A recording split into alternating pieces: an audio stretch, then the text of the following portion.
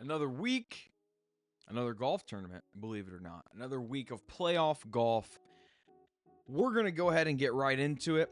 Last week, we had the FedEx St. Jude Championship. Justin Rose wins in a playoff. Good for Justin Rose. I'm always a fan of the older guys getting in there and showing us young guys how they used to do it back in the day. JJ Spawn, runner-up. JJ Spawn solidifies his seat as a Ryder Cup participant, which is huge. Happy for JJ. Let's jump right into it. First, let's look at the FedEx Cup playoff points list, however you want to say it. And we'll take a look. So right now it's the top 50. Anybody that is playing in this tournament can play in every signature event next year. So that's a huge milestone. A lot of these guys, they're not going to have to grind out the non-signature events if they don't want to. Goddard's not going to have to play in the Mexico Open at Vedanta Vallarta next year. Everybody in this top 50 is in signature events, which is huge. Good for these golfers. This is the field. The top 50 are playing. Couple names here. Poston, Harry Hall, our guy. Matt Fitzpatrick, surprisingly low on this list. And then what we have now is we have guys that are going to want to vie for these top 30 spots. The top 30 spots move on to the Tour Championship. That's the FedEx Cup. That's the big prize. If you win that tournament, you win it all. You're the champion of the year for golf. You're not the champion golfer of the year, but you are the FedEx Cup champion. And as you can see, Goddard hanging around here at 26th. Pendrith, a couple interesting names hovering around this line. Sungjae M. This is another guy I think the course is going to fit for this week. And then we get up here. You like to think most of these guys are probably pretty safe. Rounding out Scheffler, McIlroy, Spawn, Rose, all at the top. Rose with his win last week. That's what we're looking at with the playoffs right now. Let's jump into a little bit of a preview. As usual, we're going to take a look at the course, and we're going to see what it looks like. Before we get into this, let's look at the course fit tool for Caves Valley. This week is the BMW Championship, Caves Valley Golf Club. As you can see here, a bit of a different skill set demanded from the golfers compared to the last 2, really 3 weeks. Driving distance is important. And you'll see here, we'll take a look at our course table. We have Caves Valley Golf Club right here. Par 3 yardage, average 209 yards. That's long for par 3s. And then we also see that this course plays easier than other courses in strokes gained approach. So you're looking for a course fit. You're looking for a guy that drives the ball far, maybe sacrifices a little bit of accuracy. I think par 3 scoring is probably going to be pretty important. Any type of approach stats over 200 yards are going to be important for these par 3s. But distance is what we're looking for. Very excited because it's going to be a different golfer than we've targeted in weeks past. In weeks past, it's been the shorter guys. I think Aaron Rai, Akshay Bhatia.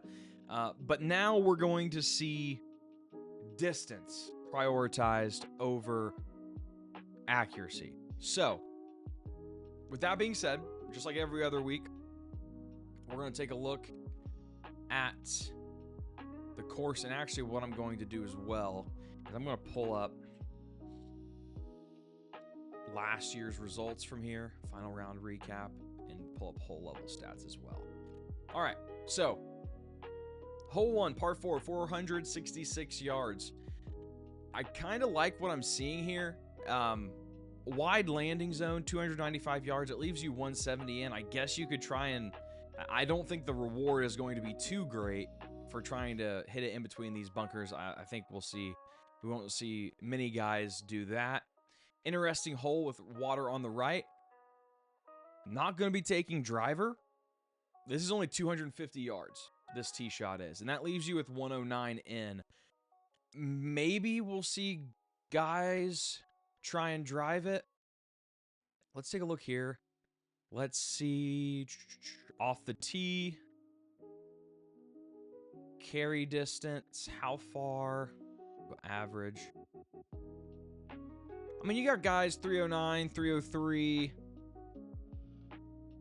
We got some big hitters here that can carry the ball 300. So even if we take this up, set target 1, to clear this water, that's 324. I don't think we're going to see guys taking that line too much. So pretty self-explanatory there. The water on the right, some trouble. This is fun. Par 5.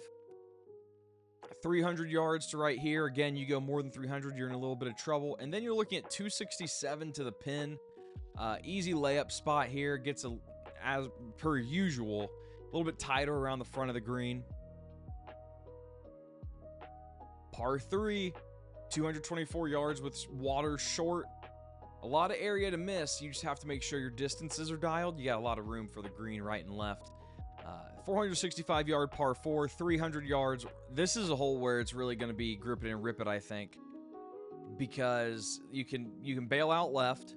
Right, there's some trees, but overall, it's not a very difficult hole setup. Here, 493 yards. This is where it benefits the Bombers a little bit to get up here into this area as opposed to back here. Let's say even if we go, it's a 330-yard drive. You have 166 into the green compared to about 200 yards we had before. So that's a good example of where it's going to benefit players to be long off of the tee. Another par 5, almost 600 yards. This is, to clear the bunker, you're going to have to go 344 at least. Even then, you still have 249 into the green. Long hole, that's where it's going to be beneficial to be a longer driver as well. Another long par 3, 216 yards. Trouble on the left and the right. That's a very tough hole. What hole is that? 8? I played pretty easy last year. 465 yards. 300-yard drive leaves you 165 in. Again, this is interesting because you do have to be accurate with your second shot. You can be long or short. Got to be accurate, though. Straight away, this is a nice one for the Bombers. I bet there will be some people trying to drive this. If I had to guess, what we got here? Even if you end up in the rough, chipping a putt, 350 yards to the front of the green. Would not be surprised to see people take advantage of this hole. Par 5, 508. These par 5s are long. 585 yards. Even a 310 drive. You have room to go a little bit further than that. But a 310-yard drive leaves you 275 into the green. I think we'll see guys that hit longer if they can keep it in the fairway. That is a very manageable par 5. And I think it seems like so far the par 5s we've seen, that's where the benefit is for the longer drivers, which sounds, oh yeah, Dylan, of course. But a lot of these par 5s, if you can put the ball 350 yards in the fairway, you are going to be in the go zone for going for the green and 2 on a lot of these par 5s. Guys like Rye aren't going to be able to do that this week. Another long par 3, 226 yards. These par 3s are long. You go to another par 5, 588 yards. This is a little troublesome because this looks narrow. How wide are these fairways? 31 yards isn't too bad. It looked a lot shorter, I thought. Did it say par 4? It definitely... That's not right. What hole is this? 13? Par 4. Something's wrong here. But either way, very long hole. This one's kind of fun. I wonder if you're able to go around these trees. We'd have to see from the tee box, but 354 yards. We might see guys get creative here. But not a hole that requires a lot of distance. This isn't one of those holes that is going to benefit the Bomber. A lot of par 3s. 1, 2, 3. Only 4? I feel like we've dealt with a bunch of par 3s. Par 4, nothing super crazy here. Can't go super long unless you wanted to try and go over these bunkers. I bet some guys might try and do that, but still super long hole. Hole 17, 473 yards. Another interesting one. Distance, again, is going to be pretty important there. And then hole 18, dead straight, 466 yards. Wonder if we'll see people just grip it and rip it. That'll be interesting. All right. Players. About 10 minutes in. The players for this week. We have 50 players, right? Because it's a limited field. We have a couple salary constraints. 10, 9, 8, 7, 6. It'll be a shorter video because we have less golfers to look at. Scotty Scheffler again. Demanding the high price tag. Is there anything less? Do we expect anything less from Scotty? That's my question. T22 at this course in 2021. Do they not normally play it at this course? No, they played at Castle Pines last year, so all this is irrelevant. I can ignore all that. Only played this course once. T22, the best golfer. At this point, you're just going to have some Scotty ownership. Made a run late at the FedEx St. Jude.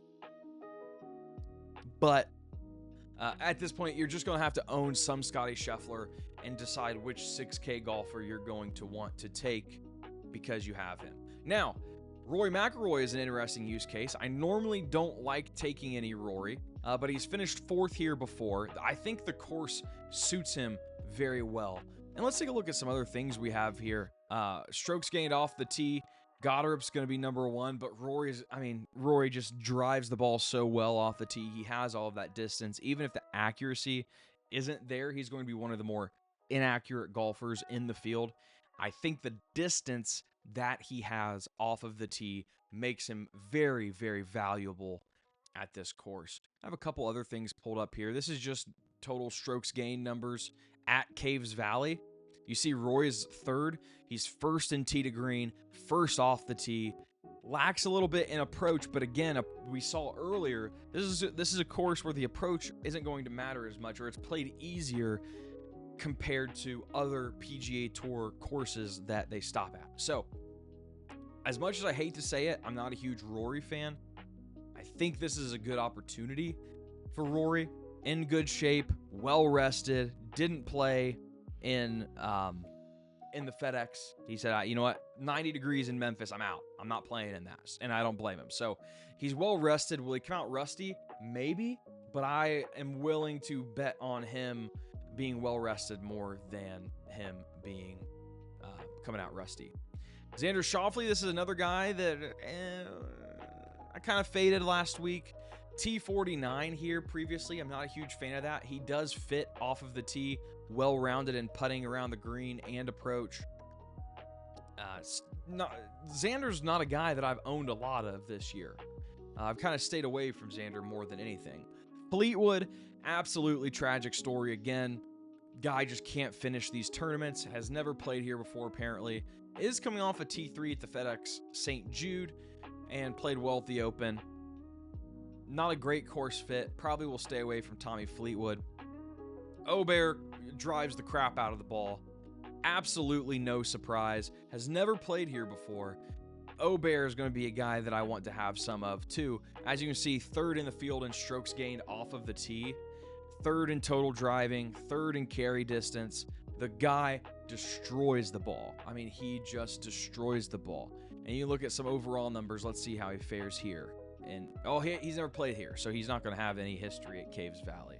And then I think this is just the last 6 months, which I'm actually going to change to the last 2, because I think at this point of the season, it's who's hot. It's not as much. You're not looking at 6 months. You're looking at a shorter time frame. Not super hot. Not great around the green. 17th in total strokes gained. Not awful, but he's demanding a pretty high price tag. I wouldn't say full-on fade, though. Patrick Cantlay, well-rounded golfer. We kind of said that it was either him or Maverick McNeely last week, and Cantlay finished tied for 9th. He's won here before, won in 2021. Let's take a look at his profile in 2021, or how he played in 2021. Yeah, he had a much better year just as a whole, so I put a lot less stock into that win at this course because he was playing much better golf than he currently is. And if we take a look, last 2 months, Cameron Young, Xander, 22nd, 30th in strokes gained off the tee, 41st in putting is really bad for Patrick Cantlay. That was a skill set that he used to own, and like that was his persona, was Cantlay is the putter. Cantlay is the putter. Cantlay's not the putter anymore. Probably will fade Cantlay. Again, I think if you want Cantlay, you probably can get Maverick McNeely at a discount, and you're getting the same guy. Justin Thomas let us down a little bit last week. I had a great Sunday, but not a great showing overall. I like this. He's a much better fit than he was last week. The putting numbers, we have talked about his putting. The guy has been putting so much better than he has previously in his career. This is a problem. I don't like this, but again, at this course, it doesn't seem to matter as much. T22 here previously. I'm going to keep riding the Justin Thomas wagon until the wheels fall off. Let's see. I'm not in great form. That's a bit concerning. But that wraps out the 10K range. Overall, Scotty, Rory, Aubert, and Thomas are the guys that I'm targeting here. We'll move on to the 9K range. Cameron Young just quietly finishing 5th last week after a pretty poor season, but coming off of that win, has never played here before, fits well, is putting the ball well. This is an interesting case. He's obviously going to be one of the guys in best form. I normally am hesitant about this, but the guy's playing good golf. My buddy Matt's going to hate to hear this because he's not a Cam Young fan. He's playing good golf. I would not say you're crazy for taking some Cameron Young. He's never played here, so he's not going to have course history. Strokes gained off the tee. Where's some Cameron? Cameron's got to be in here somewhere. Yeah, 22nd, which makes sense. 6th in distance. 45th in accuracy. Don't hate Cam Young for this week, as much as I hate to say it. Wow, what are we at? 17 minutes. We'll take a little bit more time. I'll kind of breeze through some of these. Russell Henley. I like Russell Henley. He's not a good fit, but he is in great shape. He's probably going to be one of the better golfers in terms of recent history. And yeah, he is. He's 6th. Some great numbers recently. He had a bit of a stretch where he wasn't playing great golf, like right here. But he seems to have figured it out. I'm probably going to be on more Russell Henley this week. Morikawa played great last week. Kind of proved me wrong. I didn't think he was going to do that well, but he doesn't have the distance off the tee that I'm looking for. T63 here in the past. I'm actually going to make a note of that. Maybe to get a little bit of a fade Morikawa feel. Played great last week, but I'm just not buying into it.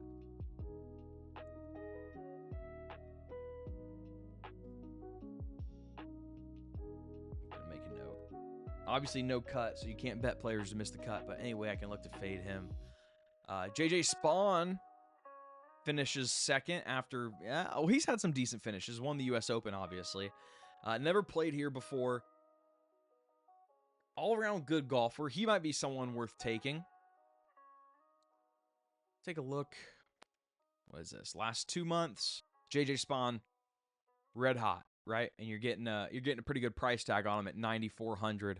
So don't hate that. Sam Burns is a guy that I have my eye on as well because he drives the ball pretty far and just a lights out putter.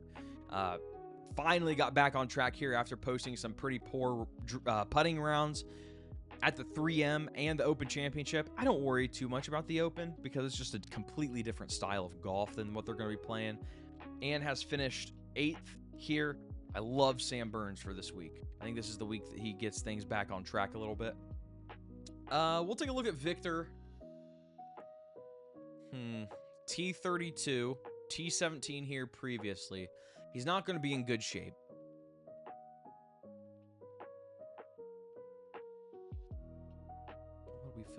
here. Oh, there we go. Fifth in total strokes gained at this course in 4 rounds, which is not bad.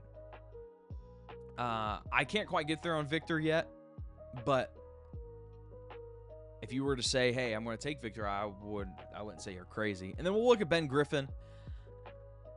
Sneaky long off the tee, has obviously had a great season.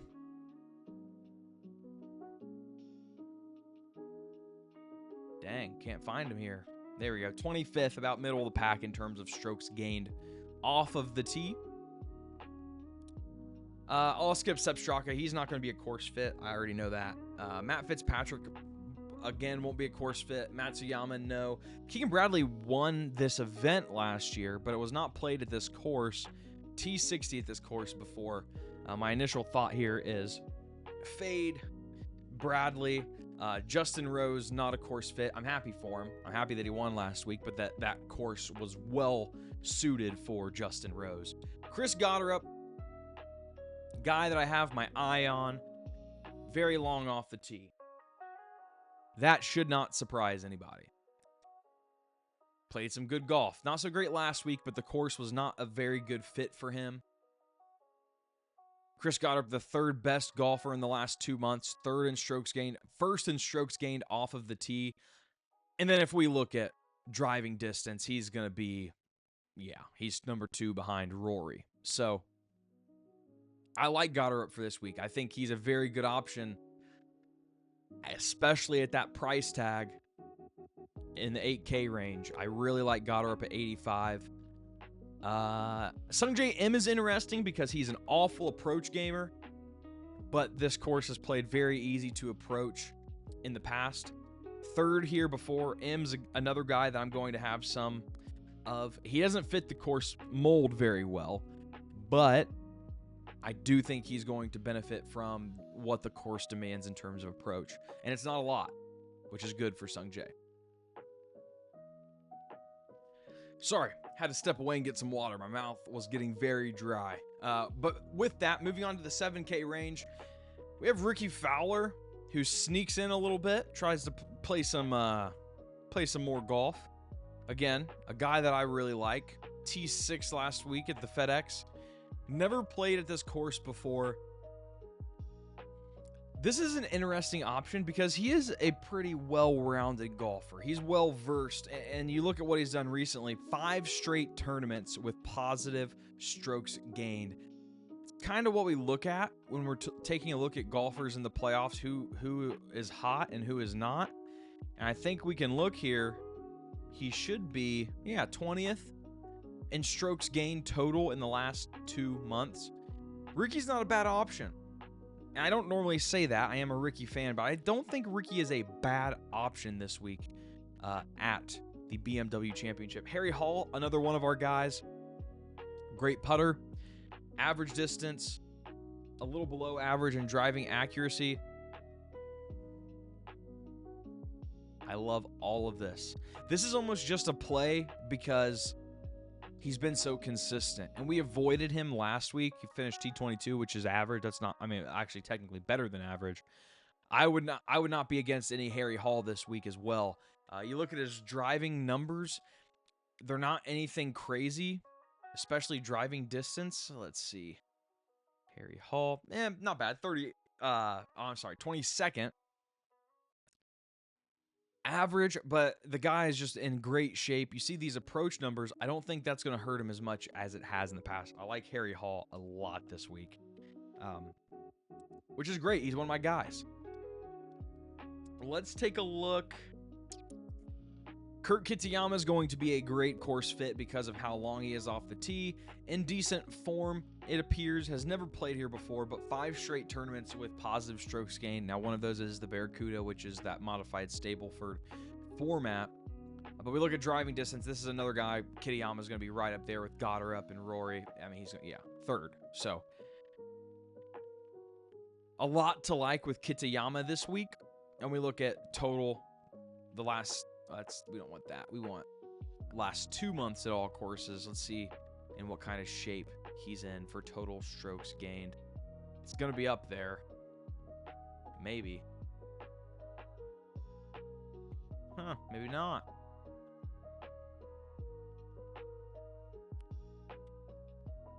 Or maybe I missed him. Yeah, he is. 8th. I was going to say, I knew he was up there. 8th in the last 2 months with total strokes gained, and that's 2nd tee to green, 2nd off the tee, 3rd in approach, 2nd in ball striking. Just needs an average putting performance. That's really what Kitayama needs to get going here. Don't hate the Kitayama play. Maverick McNeely, another one of our guys. All around good golfer. T28 cut. He's had some iffy spans here, but he's had some good showings. T63 here previously. That worries me a little bit. Maybe not as quick to take McNeely as I have been in the past. Taylor Pendrith, another guy that drives the ball very far. He's going to be a good course fit. Not in the best form, but if you need a guy within this 7K range, I think he's a viable option. He's more so of an option than a Siwoo Kim, in my opinion. More of an option than a Shane Lowry. More of an option than Denny McCarthy. He's an option. Pendrith is more of an option in this range than I think a lot of the other guys are. So, taking a look at Novak's skill profile. And we'll wrap up with the 6K range. Brian Harmon, I'm not going to be interested in. Berger, maybe. Oh, yeah, see, I don't like this. That's really bad shape. And he's going to be one of the worst. Yeah, he's not in great shape. 47th in total strokes gained the last 2 months. That's definitely a cause for concern when it comes to the playoffs. No, I don't like any of these guys, really. Sam Stevens, maybe. It's hit or miss. Really hit or miss there. Bridgman, no. Glover, no. Gerard. It's a tough one as well. Not a lot of options in the 6K range this week. Thomas Detry. Maybe. He's really hit or miss. One earlier this year. Decently long off the tee. He might be an option. Vegas might be an option. Really long off the tee. He just stinks at everything else. T38 at this course before, and you can see he struggled around the green and putting, which is on par for him. Michael Kim at 6K? Feels like a discount. Yeah, he's not in great form. Yeah, the 6K range is tough. That's a tough one. So what we're going to do, just real quick, I'll go through the list, highlight some guys I like, highlight some guys I don't like that I won't be taking, and then we'll take a look at some miscellaneous stats and then wrap up. So, Scheffler is going to be a part of lineups. I think Rory is a great option if you don't want to pay the 13.4 price tag for Scotty. I'm staying away from Xander and Tommy. I like Aubert. I like Thomas. I'm staying away from Cantlay. I like Cameron Young. I like JJ Spawn, Sam Burns. The rest of the guys I'm pretty indifferent on. Straka is not a great course fit. Henley, I'm pretty indifferent on, but I'm not taking Morikawa. I'm not going to take Victor. I'm not going to take Griffin. Going on to the 8K range, I'm not going to take Fitzpatrick, Matsuyama, Bradley, Rose, Chris Gotterup. Chris Gotterup is a very good option at 8,500.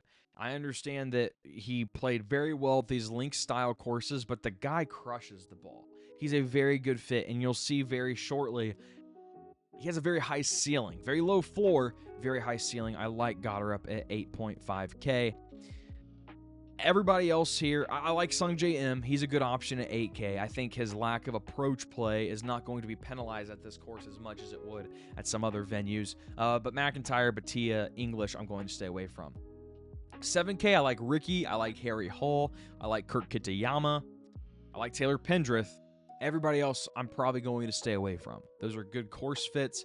You see here, even on the this area right here, Kitayama they have value on.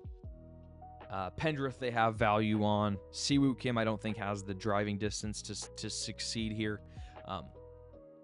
But those are my plays for that range. And then we're going on to 6K. Very few options. Sam Stevens, Thomas Detry, and Jonathan Vegas are probably my options at the 6K range. If you want to build with Scotty, you're going to have to scrape the bottom of the barrel and take some of these 6K guys too. Now, let's look at a couple random stats before we wrap up here. This is par 3 success. This is the last 2 months. Some of the best par 3 players, which is surprising because Harry Hall's not very good in approach. Number 1 in par 3 average, along with Scotty Scheffler. And then we got a couple guys here that I don't really like. Thomas isn't bad, 9th. Fowler is not a bad option. I'm only showing this because the par 3s are very long here. We look at birdie or better rates. Thomas Detry, surprisingly enough, good on the par 3s. And Harry Hall, not bad. Scotty Scheffler. So that was interesting to see. And then I do want to highlight the floor ceiling metrics. This is the last 2 months. How many rounds have you posted? Or I think it's tournaments. I don't know if it's rounds or tournaments. With more than 5 strokes gained total. And we see here Cameron Young, Chris Gotterup. This is a big reason why I like him. He has the second highest ceiling. Almost 18% of his rounds or of his tournaments or whatever it is, he's gained more than 5 strokes. The ceiling for Gotterup is very high, and I think he's going to be a pivotal part of lineups. Getting him at 8,500 just seems like a massive deal. And then we look at Kurt Kitayama, 12.5. So, Kitayama Gotterup builds this week is something I'm going to be interested in because the ceiling is there. I'm not going to put a lot of stock into it because the floor is kind of low as well, but I do like what we are seeing. And then Harry Hall, I mean, he's even there with a high floor. So a lot of really good options this week. Thank you for watching. Follow us on X. That's where I will post all of the picks once I get them, probably tomorrow. But I'll start building lineups today. Went through guys I like, guys I dislike, and thank you for watching. We will do this one more time for the Tour Championship next week. I appreciate you watching. Like the video, please. It helps us a lot. Comment. Tell me I'm right. Tell me I'm wrong. Tell me where you disagree. All of it's appreciated. And until next time, bye-bye.